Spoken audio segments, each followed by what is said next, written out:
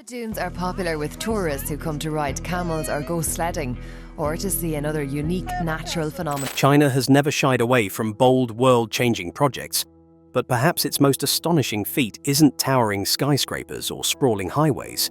It's the transformation of barren deserts into thriving green landscapes. With an insatiable drive for development, China has taken on some of the most unforgiving terrains on Earth, from the relentless sands of the Gobi to the shifting dunes of the Taklamakan. This is no exaggeration. China just removed billions of tons of sand from the desert, and what happened a year later surprised everyone. Through sheer determination and innovative techniques, the country is rewriting the fate of its arid lands. This is an extraordinary story. Hang tight and let's go. The Great Green Wall Project. In 1978, China launched an extensive afforestation initiative to combat desertification, particularly the encroachment of the Gobi Desert. This was known as the Great Green Wall, or the Three North Shelter Forest Program, and spanned the northern regions of China. The idea was to create a vast network of forest belts to act as windbreaks, stabilize sand dunes, and improve ecological conditions. The situation was dire and demanded bold action. In the late 20th century, China faced significant environmental challenges due to rapid desertification, especially in the northern and western regions.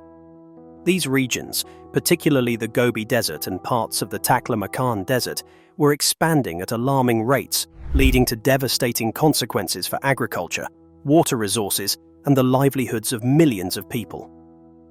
Sandstorms, which were becoming more frequent and intense, were affecting not only China, but also neighboring countries like Japan, South Korea, and even parts of Russia. China was far from the superpower it is today. However, the ambition of the Chinese people and the memory of the century of humiliation were just as strong. China took a decisive step in the matter, one that would have forced even the greatest powers of the time to reconsider.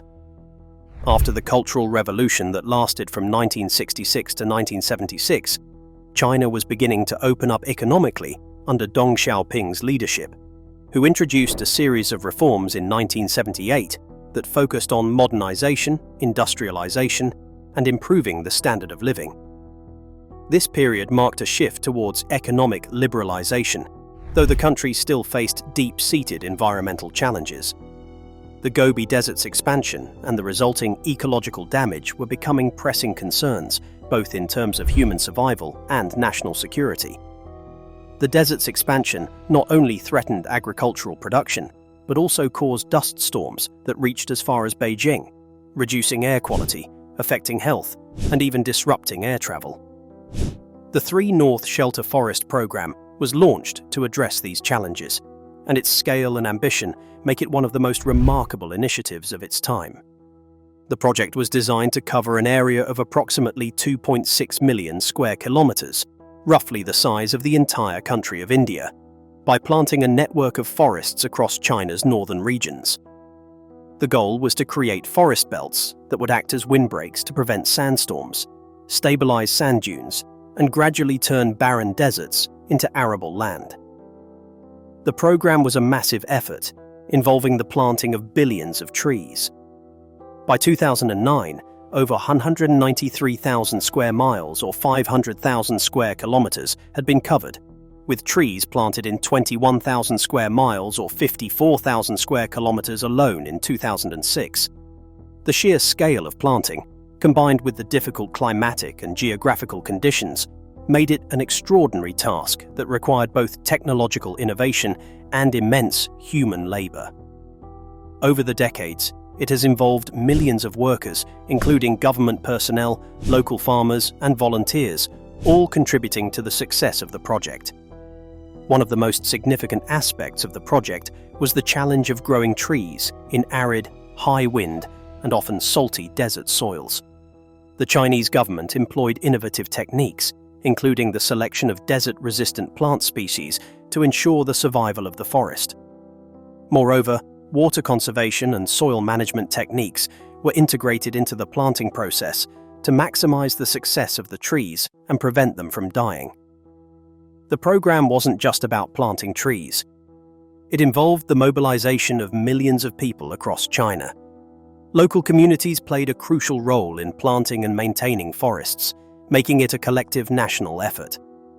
On a broader scale, the Great Green Wall is seen as one of the most significant efforts to combat desertification worldwide, with its success offering valuable lessons to other regions facing similar environmental degradation. The benefits of the 3 North Shelter Forest Program have been far-reaching and continue to have a profound impact on China's environmental, economic, and social landscape. The most immediate and significant benefit of the project has been its success in halting and even reversing desertification. The expansion of the Gobi Desert and other deserts has been slowed, and by 2022, some areas of the desert had actually begun to shrink, reversing a trend of desertification that had lasted for centuries. One of the most visible and impactful outcomes of the program has been the reduction in the frequency and intensity of sandstorms that once plagued northern China. This has improved air quality, reduced health problems related to dust inhalation, and minimized the economic disruptions caused by these storms. Beijing and other northern cities have seen fewer sandstorms, and agricultural productivity has been restored in affected regions. The forests have also played a key role in stabilizing soil and increasing moisture retention, helping to combat soil erosion and restore the fertility of lands that were previously unfit for cultivation. Improved soil quality has allowed agriculture to flourish in areas where farming was previously impossible. As forests have flourished, new agricultural opportunities have also emerged, and areas that were once barren have become productive agricultural lands. The Great Green Wall has contributed to China's food security by preventing soil erosion and ensuring stable crop yields. Additionally, the forests themselves can be a source of timber and other forest products, contributing to local economies. Moreover, the project has played a role in carbon sequestration, helping to absorb carbon dioxide and mitigate the effects of climate change. The large-scale afforestation has made a significant contribution to China's efforts to meet its environmental goals, including carbon neutrality by 2060. Also, by creating stable ecosystems in formerly desert regions, the project has contributed to the restoration of biodiversity. Species that had been at risk of extinction have been able to recover. But how did the Chinese accomplish all of this? Well, to understand that, we must start from the very beginning. The Gobi Desert and the challenge of desertification. Covering approximately 1.3 million square kilometers, the Gobi Desert is the world's 6th largest desert. It stretches across northern China and southern Mongolia, characterized by its harsh climate, sparse vegetation, and expansive arid landscapes. Most alarmingly, the Gobi has been expanding southward, encroaching upon arable land and human settlements. This is called desertification, and the phenomenon is not unique to the Gobi Desert. Desertification is a process wherein fertile land becomes barren or semi-arid due to a variety of factors, including prolonged drought, deforestation, poor land management, and climate change.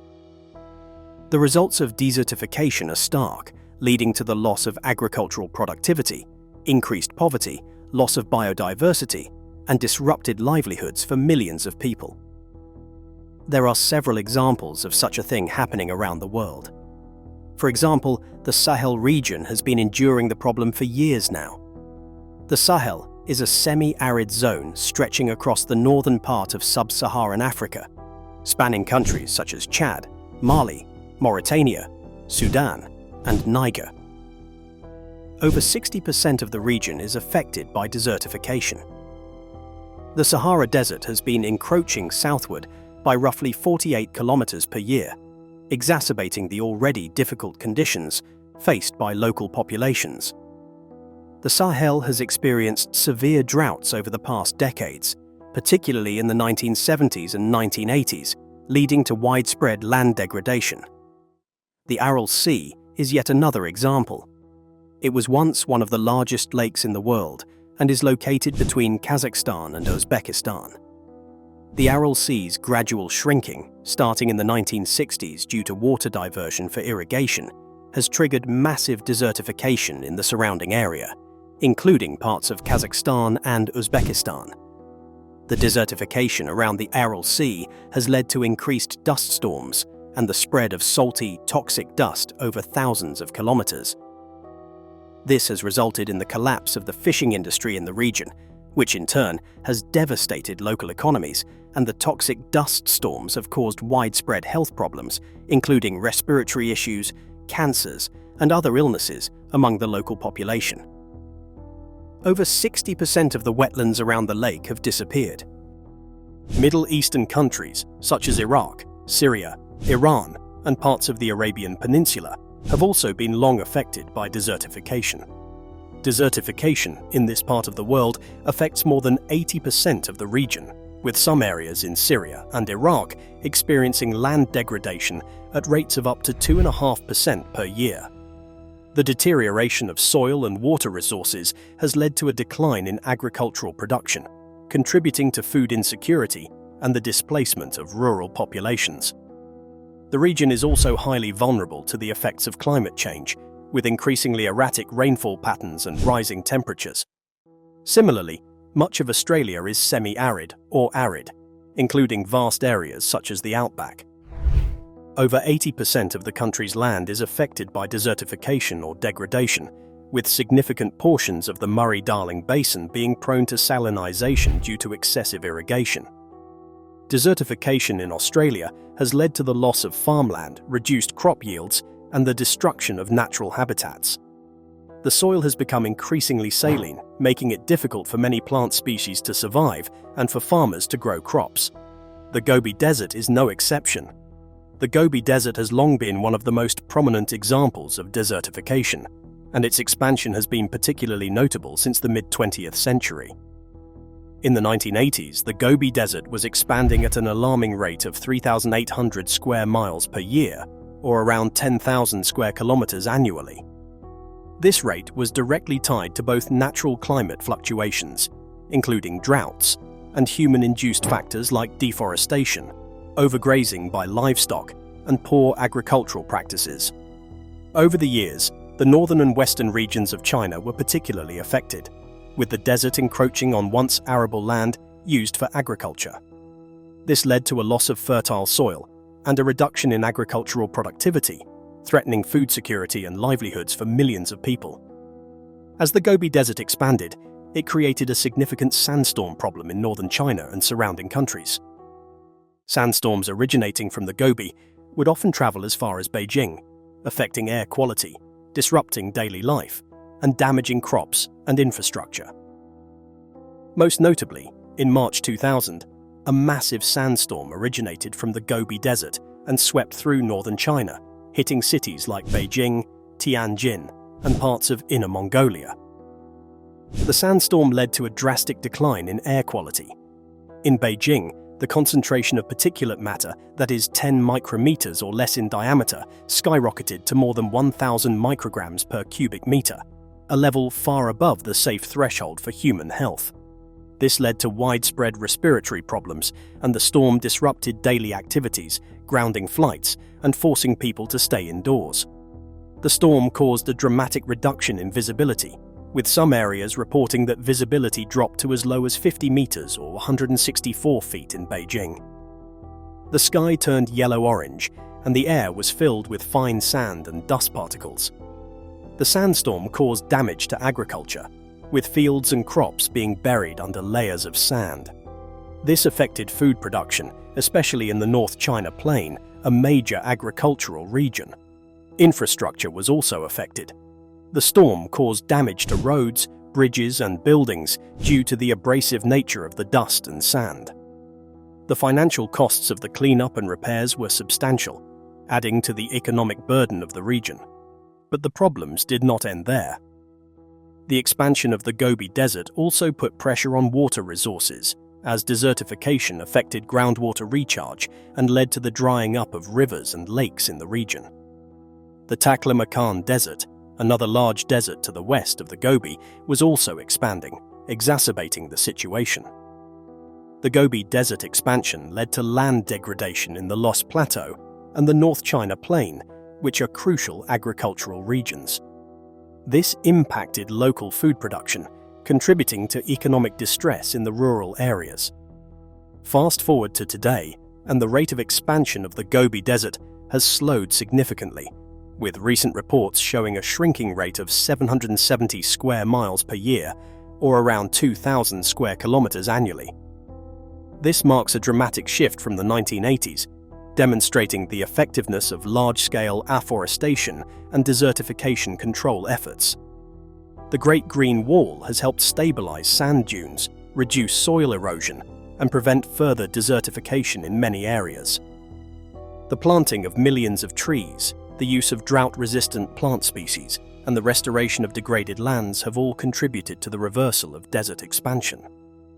Despite progress, desertification remains a major concern for China, particularly in the Taklamakan Desert and other parts of the Loess Plateau.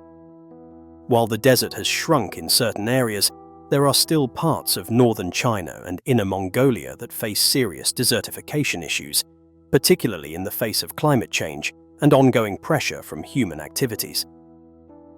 The 3 North Shelter Forest Program is also not over. The goal of further expanding the forest coverage and halting desertification is estimated to be achieved entirely by 2050. This will require additional resources and innovative techniques to ensure sustainable water usage and soil management in these vulnerable regions. So, how did the Chinese do it? Let's find out. The 3 North Shelter Forest Program. The 3 North Shelter Forest Program aims to increase forest coverage in the targeted areas from 5% to 15% by 2050. This involves planting billions of trees over an area stretching approximately 4,500 kilometers, covering parts of the northeastern, northern, and northwestern regions of China. By the end of 2024, China announced the completion of a 3,000-kilometer greenbelt around the Taklamakan Desert, another major desert in the region. By 2009, China had already covered 193,000 square miles, or 500,000 square kilometers, with newly planted trees, a milestone in its desertification control efforts. This area is larger than California and represents a significant step in transforming arid regions into sustainable ecosystems. The ultimate goal is to cover 137,000 additional square miles, or 355,000 square kilometers, with new forests by 2050, bringing the total forested area to approximately 330,000 square miles, roughly the size of Germany. The Great Green Wall itself is envisioned as a 3,000-mile or 4,800-kilometer long and 900-mile or 1,450-kilometer wide greenbelt spanning across northern China, forming a protective barrier against desert encroachment. The project plays a crucial role in carbon sequestration, as millions of trees absorb atmospheric carbon dioxide. Studies indicate that China's afforestation efforts, including this program, have offset a significant portion of the country's carbon emissions. Increasing tree cover has influenced local and regional climate patterns by reducing surface temperatures, enhancing soil moisture, and increasing rainfall retention. Windbreaks help prevent soil erosion, one of the major contributors to desertification.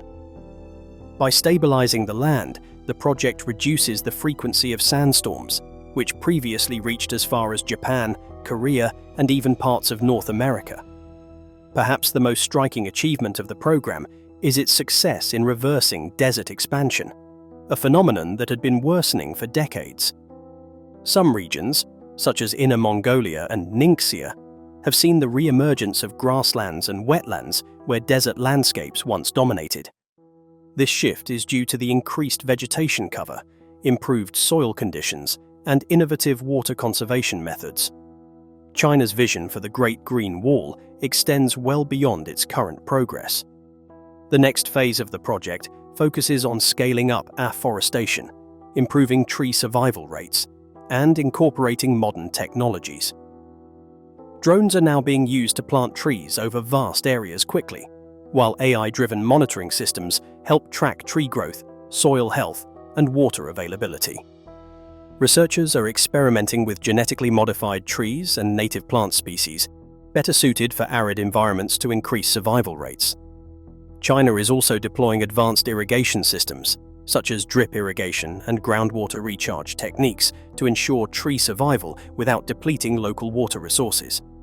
By 2050, if the project reaches its full potential, China will have built the largest human-made forest in history.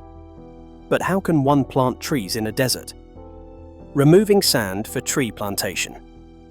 In regions like the Gobi Desert and Taklamakan Desert, where loose, shifting sand posed a significant challenge to plant life, China did not merely rely on planting trees. It often involved improving the soil to make it more conducive for plant growth. In some cases, sand was indeed excavated and replaced with more fertile soil or organic matter to improve the chances of vegetation survival. Techniques included adding organic matter to the soil, mixing it with sand, and using mulching to retain moisture, reduce evaporation, and prevent the sand from blowing away. The use of sand as a medium for planting was challenging because of its low nutrient content and poor water retention. Therefore, the integration of soil into the desert reclamation efforts was essential. Another technique involved creating artificial layers of soil, compost, or gravel to help stabilize sand dunes before planting. This helped prevent the sand from blowing away, allowing trees and other plants to take root and survive. In certain areas, plants were directly introduced into the shifting sand dunes. To prevent the sand from engulfing newly planted areas, it was necessary to first stabilize the dunes. In some cases, sand fences or nets were installed to trap sand and prevent it from drifting. In places where the sand was too loose, workers might dig out small areas, fill them with soil, and plant desert-adapted species like saxaul trees, red willows, and desert poplars. China also used the technique of sand fixation, where the sand itself was treated to reduce its movement. This included planting grass species that would hold the sand in place with their root systems. Over time, this helped create more stable areas for larger trees to grow. And things don't end here. The Taklamakan Greenbelt Project. Also referred to as the Sea of Death, the Taklamakan Desert is one of the most formidable and least hospitable landscapes on Earth.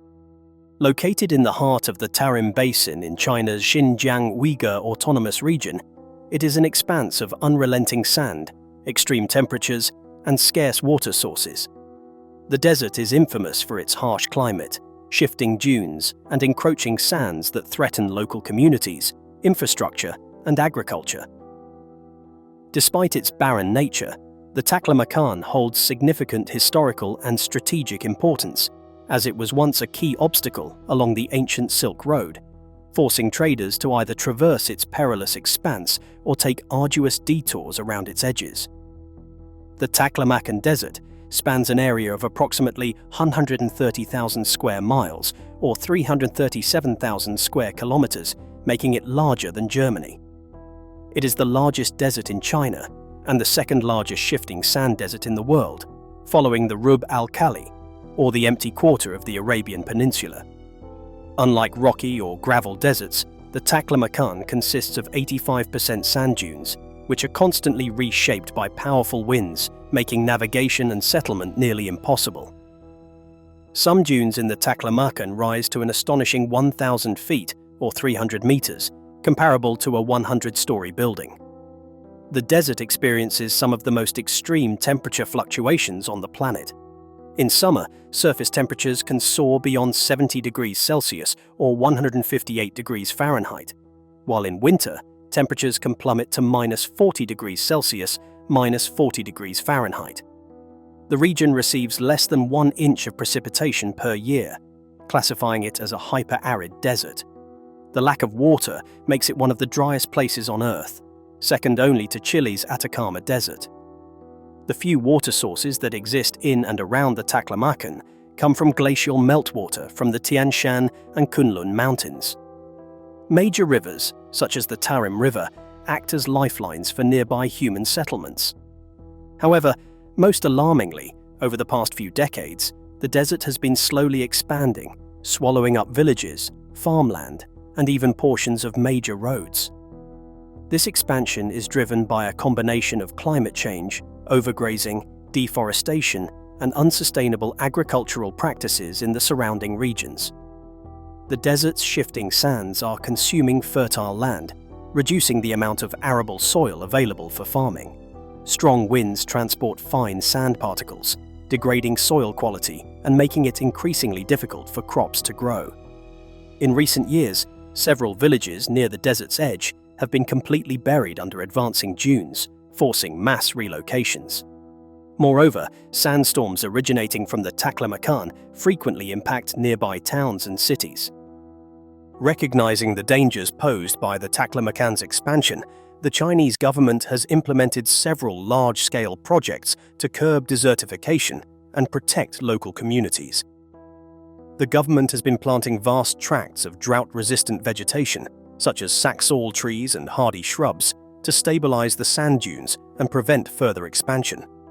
Thousands of miles of straw checkerboard barriers have also been laid out to anchor the sand in place. These grids, made of dried wheat and reed stalks, act as windbreaks and have proven highly effective in slowing dune movement.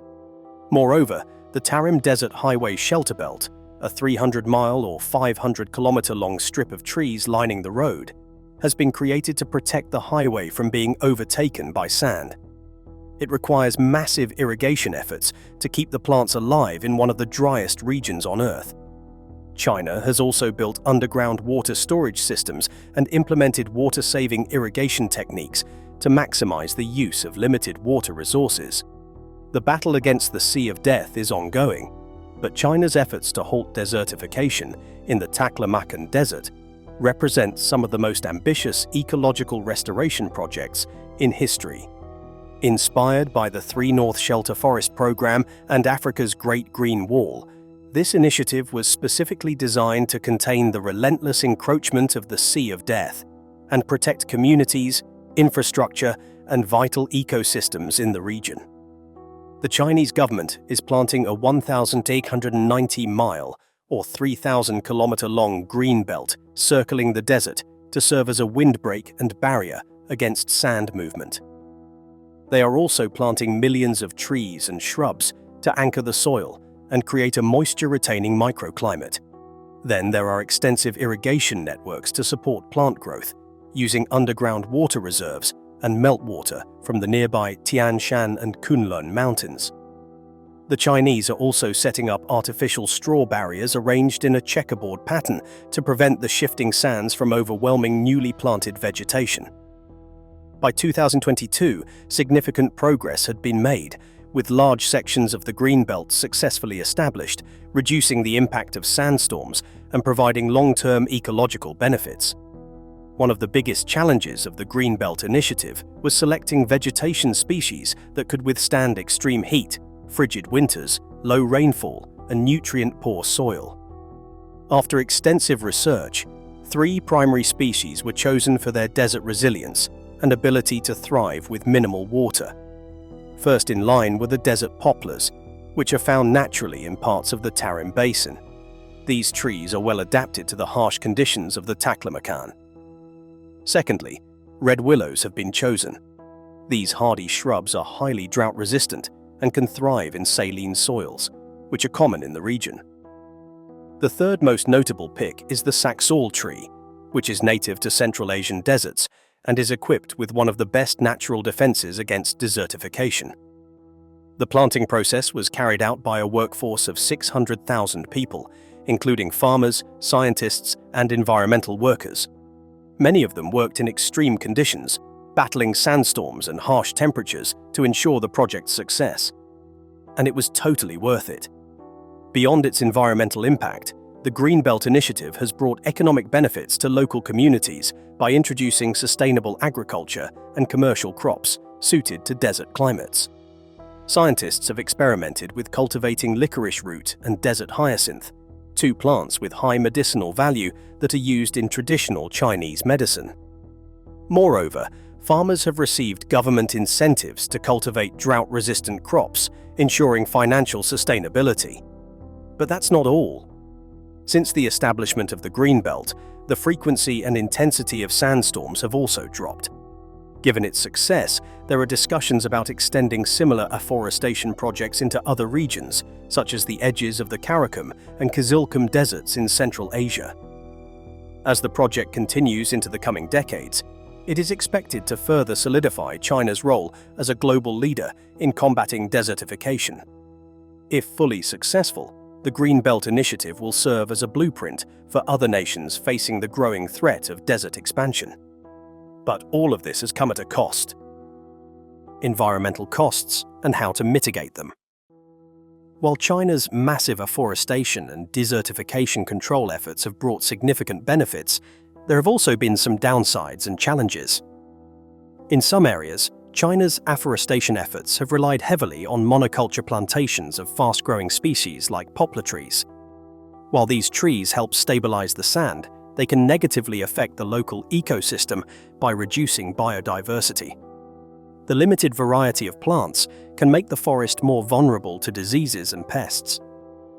Additionally, the lack of natural vegetation diversity means that these forests don't always support the same wildlife and plant life that existed before desertification. The introduction of large-scale plantations in previously arid areas has put additional pressure on local water resources. Some of the species planted, especially non-native ones, require significant water to thrive. This can deplete underground water tables and make it harder for local ecosystems to recover. While the aim was to combat desertification, some of the techniques used, such as soil replacement and heavy irrigation, have unintentionally caused soil degradation. Over time, these interventions can deplete the natural nutrients in the soil, making it more difficult for native plants to grow once the forest is established. The soil may also become more prone to erosion when the fast-growing trees eventually die or are harvested. In some areas, the large-scale afforestation projects have resulted in the displacement of local communities. The government sometimes designates large tracts of land for planting forests, which means that farming or pastoral communities living on or near the land might be moved or restricted from using their traditional grazing and farming grounds. This can cause socio-economic issues for these populations, who rely on land for their livelihoods. While the afforestation initiatives are helping mitigate some of the impacts of desertification and soil erosion, they may not be enough to counterbalance the broader effects of climate change, including rising temperatures and increasingly erratic weather patterns. Severe droughts, heat waves, and other extreme events could undermine the long-term success of these green projects.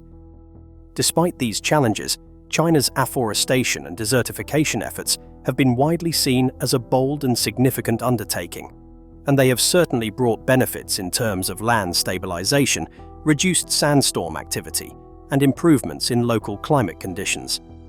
However, managing the balance between ecological restoration, economic development, and social impact remains an ongoing challenge. Well, that's it for now. Thanks for watching. Did you like this video? If you did, please consider liking, dropping a comment, and hitting the subscribe button so that you don't miss out on our new uploads. Also, don't miss this video you see on your screen right now. It's truly unbelievable.